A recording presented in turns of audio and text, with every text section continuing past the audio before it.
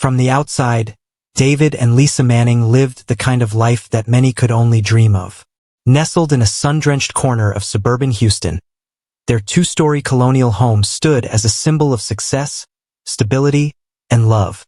With its white picket fence, meticulously trimmed hedges, and a luxury SUV in the driveway, the Mannings projected the image of the American dream: hardworking, devoted, and deeply in love.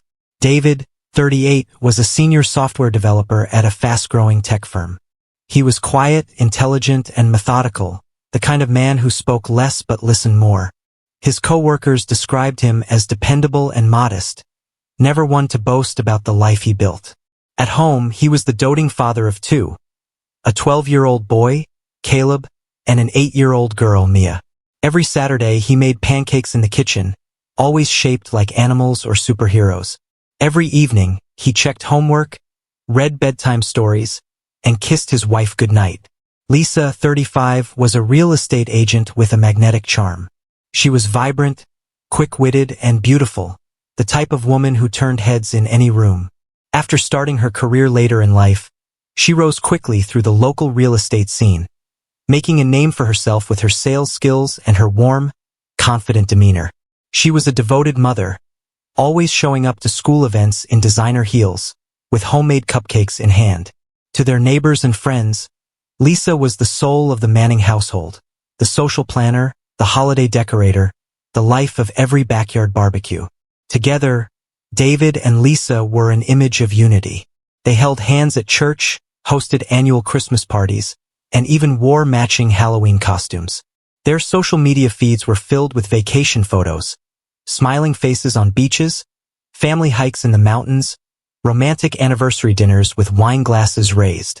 No one saw the silence that crept in after the kids went to bed. No one heard the muffled arguments behind closed doors or noticed the growing distance between once intertwined hearts. Beneath the glittering surface of suburbia, a different truth simmered.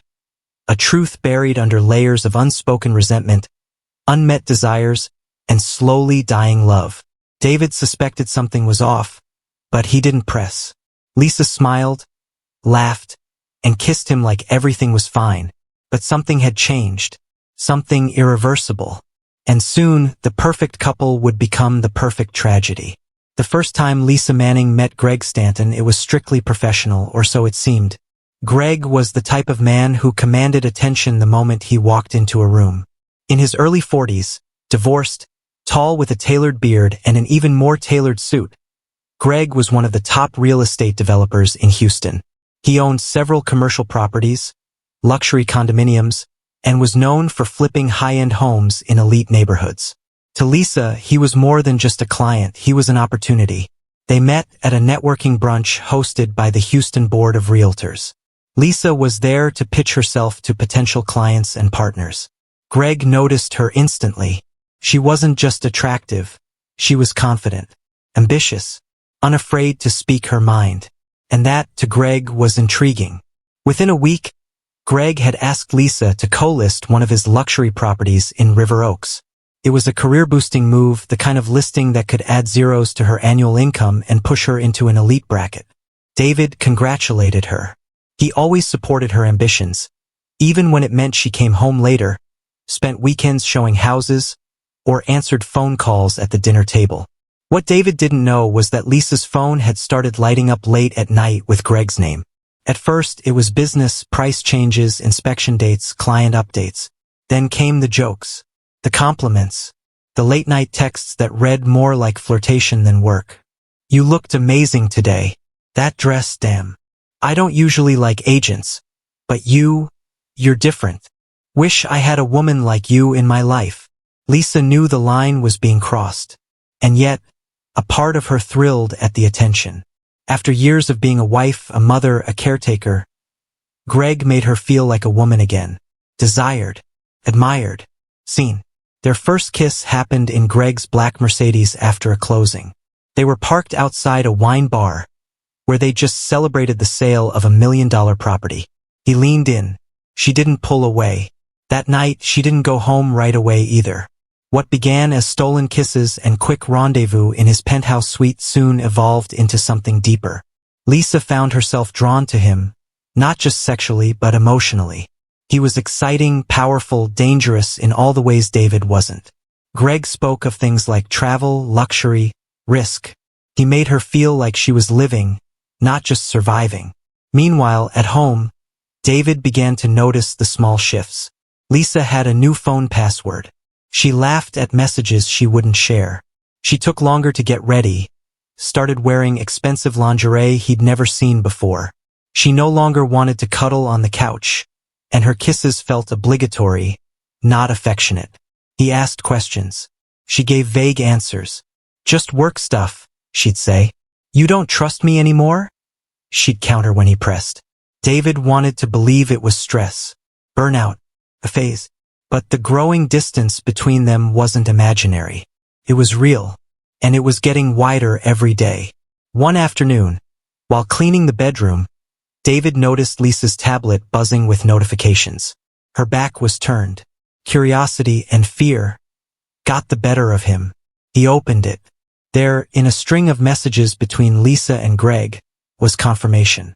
Photos, messages, explicit, intimate conversations, declarations of love, plans to travel, talk of leaving David not just emotionally, but permanently. David stood frozen. His hands trembled. His chest tightened.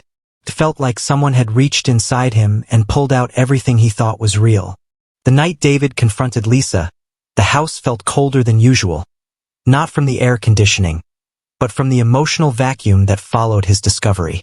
Their children were asleep upstairs, unaware that their parents' marriage was cracking wide open beneath the roof they trusted.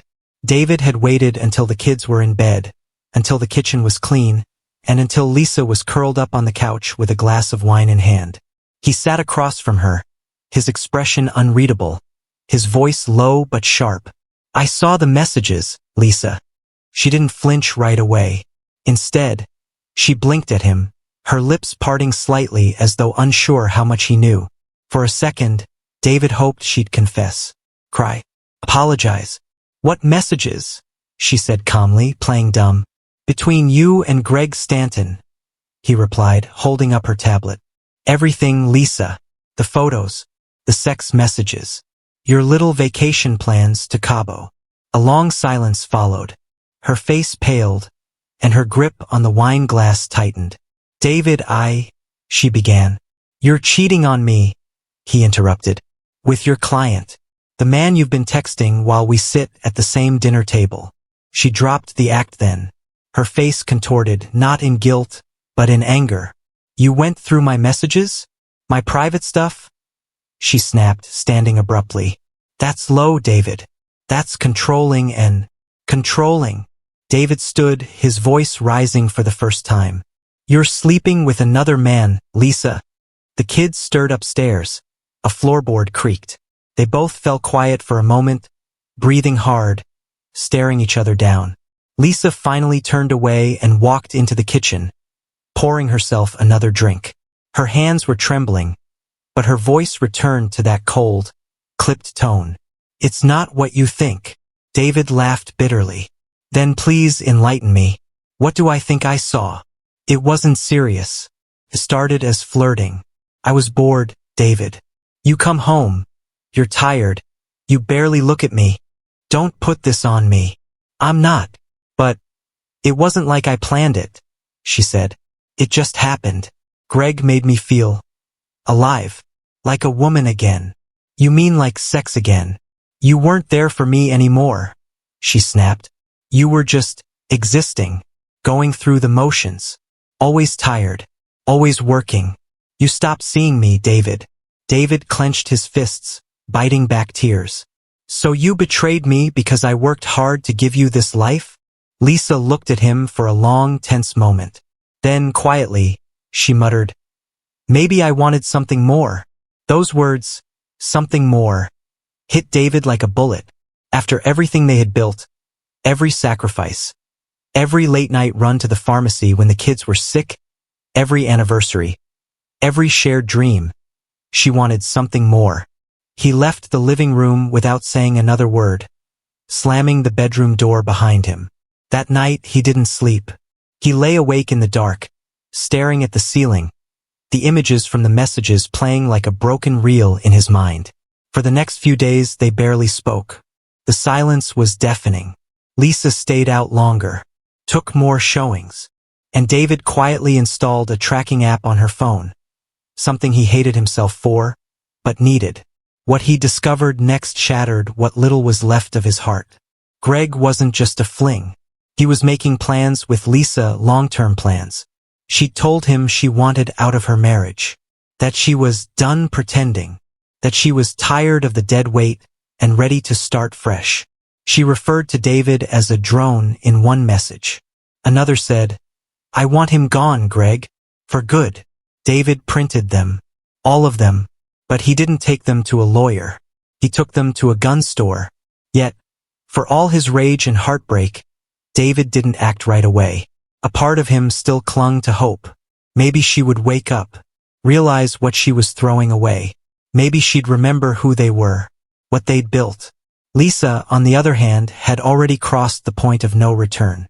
Her body was still in the marriage, but her mind and heart had moved on. The only thing left in her way was David. And soon, she'd make her most brutal move yet. A move that would leave her husband bleeding on the floor, and the city of Houston in shock.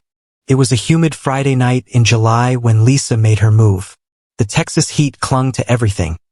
The air, the windows, even the walls of their once happy home. But inside, the tension was thicker than the weather. Lisa had been distant all week, floating through the house like a ghost. David had grown more silent, more watchful. The calm between them wasn't peace, it was pressure. The kind that builds before a storm. Dinner that night was quiet. David sat across from Lisa, watching her poke at a salad she didn't seem interested in. She hadn't touched her wine. She was dressed casually in yoga pants and a black top. But he noticed she had makeup on. She was going somewhere. Again. "You going out?" he asked. Lisa didn't look up. "Maybe. Kara's having a girls' night." Kara. Her alibi of choice. David knew she hadn't seen Kara in weeks. The GPS tracker told him she'd been spending most of her evenings in a luxury condo downtown. Greg Stanton's. He looked down at his plate, forcing his voice to remain steady. "We should talk, Lisa." "We've talked," she said flatly. "No, you talked. You blamed me. I listened." He paused. "You haven't said one word about fixing this." Lisa pushed her chair back, her jaw tightening. "I'm done fixing things, David. I'm tired." "So that's it? 19 years and you just walk away." She stood. "You don't understand. You don't want to understand. I need something different. And that something is Greg Stanton." Silence. Her eyes met his and didn't blink. "I'm leaving," she said. "When?" "Soon." With that, she turned and walked toward the hallway. David sat there, heart pounding. He wanted to scream, to cry, to beg. But he did none of those things. He simply waited. And then, the world exploded. It happened in seconds. Lisa's footsteps stopped.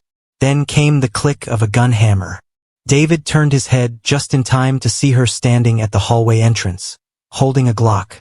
His Glock, the one he kept locked in the upstairs drawer. "Lisa," he said, stunned. "What the hell are you doing?" She raised it, hands shaking but determined. Her voice cracked. "I can't do this anymore, David." "Put the gun down," he said slowly, rising from his chair. "Please, just put it." The first shot rang out like thunder. It hit him in the chest, sending him backward against the dining room wall. He gasped, stunned more by the shock than the pain. Then came the second shot, his shoulder. He dropped to the floor, crawling, bleeding, heart pounding in disbelief. She moved toward him slowly. 3, 4, 5. Each shot tore through him, his side, his hip, his back. David screamed, crawling toward the front door, leaving a trail of blood. He was crying now, not from pain, but betrayal. The woman he loved, the mother of his children, was trying to end him. "Lisa," he cried out. "Please, don't, please." 6, 7. The 8th shot struck him in the neck, grazing an artery and sending a spray of blood across the tile floor. Then silence. He lay there, face down, motionless. Lisa stood over him, the gun trembling in her hands, her breath shallow and ragged. For a long minute, she waited. No movement, no breath. She knelt down, pressed her fingers to his neck. Nothing, or so she thought.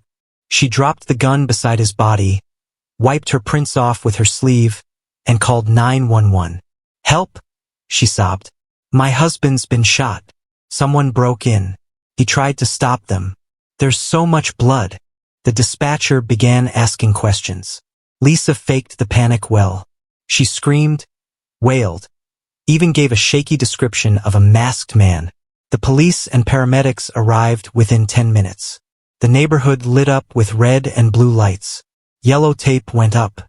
Officers questioned Lisa as paramedics rolled David's barely breathing body into the ambulance. It wasn't until the ER doctor shouted, "We've got a pulse," that Lisa's world cracked. David wasn't dead. He was alive. Barely, but alive. And when he woke up, 3 days later, battered, broken, and bandaged. The beeping of machines, the only proof that David was still tethered to life. Tubes snaked from his arms. An oxygen mask covered his face, and deep bruises and bandages lined his chest and shoulders. But his eyes, though bloodshot and glazed, held one thing with unmistakable clarity: determination. The bullet wounds had torn through his body, but not his will. Lisa's 8th shot should have killed him, and it nearly did. But luck, timing, and the skilled hands of a trauma team at Houston General pulled him back from the edge. For the first 24 hours, he drifted in and out of consciousness. But when he finally stabilized and could speak, the first person he asked to see wasn't a family member. It was the police. Detective Carla Mejia arrived early the next morning, a recorder in hand. She'd already heard Lisa's version of the story: the break-in, the masked intruder, the tragic accident. But things weren't lining up. There were no signs of forced entry, no missing valuables, and most damning of all, the gun used in the shooting had David's fingerprints and Lisa's DNA on the trigger. "Mr. Carlton," Mejia said gently, "can you tell me what happened that night?" David's voice was gravel, barely above a whisper. "My wife. She shot me." "You're sure?" "She stood right in front of me, said she was done, then pulled the trigger 8 times. The detective leaned forward. "Why would she want to kill you, David?" His eyes burned, not with pain, with something colder, sharper. "Because I found out about the affair. Because I was going to take the kids and everything she was using to impress her boyfriend. And the gun. She took it from our bedroom drawer. It's mine. But she used it." That testimony changed everything. Lisa, who had been parading as a grieving wife, was arrested 2 days later at her lover Greg's condo, wearing lingerie and pouring champagne. Greg tried to run. He didn't get far. Officers cuffed him on the 12th floor landing. The charges against Lisa: attempted murder, assault with a deadly weapon, and filing a false police report. The media swarmed the story. "Wife shoots husband 8 times. He lives to tell" became a headline on every local news station. David, though still confined to a wheelchair, became an unwilling celebrity. Flowers poured into the hospital. Letters from strangers. Offers from lawyers. Interviews he declined. Because David didn't want fame. He wanted justice. And more than that, he wanted revenge. 3 months later, David stood in front of the mirror in his bedroom, tying his tie with shaking hands. The scars across his chest throbbed, but he no longer winced. He wore them like armor now. The doctors said it would be a year before he walked without a limp. That didn't matter, because tonight, Lisa was getting out on bail. And he had a plan. He had sold the house, transferred custody of the kids to his sister in Austin, safely away from the storm. He'd hired a private investigator to dig into Greg Stanton's past, and what he found was ugly. Fraud. Blackmail. Another woman in Miami who had accused him of coercion and battery. But David didn't want Greg. He wanted her. He waited outside the courthouse in his parked car, eyes fixed on the exit. At 6:13 p.m., Lisa walked out. She wore sunglasses and a beige trench coat, and her posture was rigid, defiant. Free on bond, but not for long. She paused at the steps, scanned the parking lot. That was when she saw him. David stepped out of the car slowly, visibly limping, holding a cane in one hand and a manila envelope in the other. Her jaw dropped. "You're supposed to be in rehab," she said, voice cold.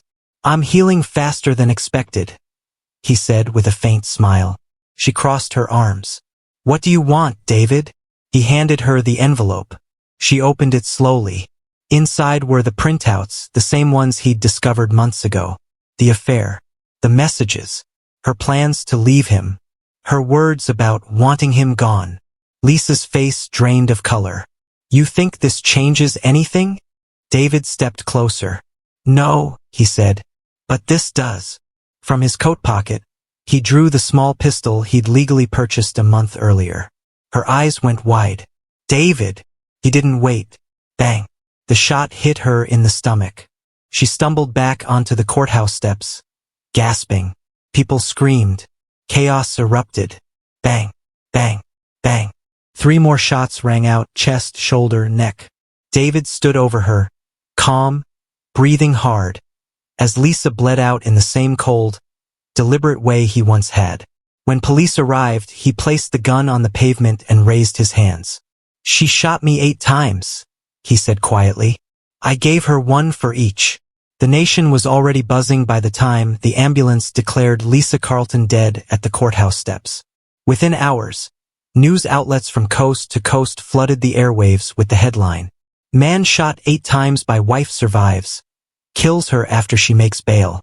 In the public eye, David Carlton was a man wronged. A man who had crawled back from death only to watch the justice system release the woman who tried to murder him. To many, his actions were understandable, even heroic. But to the law, vengeance was still a crime. He was arrested on the spot and charged with second-degree murder. But his lawyer, a sharp, no-nonsense defense attorney named Valentina Rhodes, knew this case wouldn't be tried in a vacuum. She understood the power of narrative, and David's narrative was airtight. A devoted husband shot 8 times in cold blood, left for dead, betrayed by the very woman he had loved and built a life with. And when the system gave her back her freedom, he took justice into his own hands. The prosecution argued premeditation, that David waited, followed, and executed Lisa in broad daylight. Rhodes argued trauma. She presented his hospital photos, showed jurors the colostomy bag he still wore, the bullet fragments still lodged near his spine. She brought in psychologists who testified to his severe PTSD, his constant nightmares, his hallucinations of being shot again every time he closed his eyes. "He didn't plan her murder," Rhodes told the court. "He relived his own every single day until that moment snapped something inside him. He was a walking wound, and the system let his attempted killer walk free." The jury deliberated for nearly 16 hours. The verdict? Guilty, but with extreme mitigating circumstances. David Carlton was sentenced to 8 years, with parole eligibility in 3.